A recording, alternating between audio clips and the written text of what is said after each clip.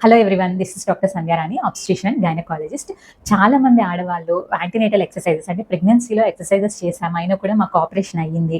ఈ ఎక్సర్‌సైజెస్ అనేవి యూజ్ లేవు అనుకుంటూ ఉంటారండి. ఇదంతా కూడా ఒక అపోహ. ఈరోజు నేను వాటి గురించి మాట్లాడాలి అనుకుంటున్నాను. ఈ యాంటీనేటల్ ఎక్సర్‌సైజెస్ అంటే ప్రెగ్నెన్సీ కన్ఫర్మ్ అయినప్పటి నుంచి ఆడవాళ్ళకి చేయిస్తారండి. ఇవి ఎలా బెనిఫిట్ అవుతాయి అంటే ఫస్ట్ థింగ్ ఏంటంటే అబ్డామిన్, బేబీ పెరుగుతున్న కొద్దిగా అబ్డామిన్ అనేది స్ట్రెచ్ అవుతూ ఉంటుంది. సో మజిల్స్ అనేవి కూడా లాక్సిటీ వచ్చేస్తాయి. సో వాటిని అలా కాకుండా స్ట్రెంథెన్‌గా ఉండడానికి ఉపయోగపడుతుంది. అదనే కాదండి, not only abdomen muscles, back muscles కానీ, హ్యాండ్స్ కానీ, షోల్డర్స్ ఇవన్నీ కూడా స్ట్రాంగ్‌గా ఉండడానికి ఇది హెల్ప్ అవుతుంది. సెకండ్ థింగ్ ఏంటి అంటే పెల్విక్ మజిల్స్ అండి. పెల్విక్ మజిల్స్ అంటే డెలివరీ టైమ్‌లో బేబీ అనేది పెల్విక్ మజిల్స్‌ని పాస్ చేసుకుంటూ రావాలి. సో ఈ పెల్విక్ మజిల్స్ కనుక స్టిఫ్‌గా ఉంటే ఏమవుతుంది, మదర్‌కి పెయిన్ అనేది ఎక్కువ తెలుస్తూ ఉంటుంది. అదే కనుక మీరు ఎక్సర్‌సైజెస్ చేయడం వల్ల ఏమవుతుందంటే మజిల్స్ అనేవి రిలాక్స్‌డ్‌గా ఉంటాయి. సో మీకు పెయిన్ సెన్సిటివిటీ అనేది తగ్గుతుంది అంతే.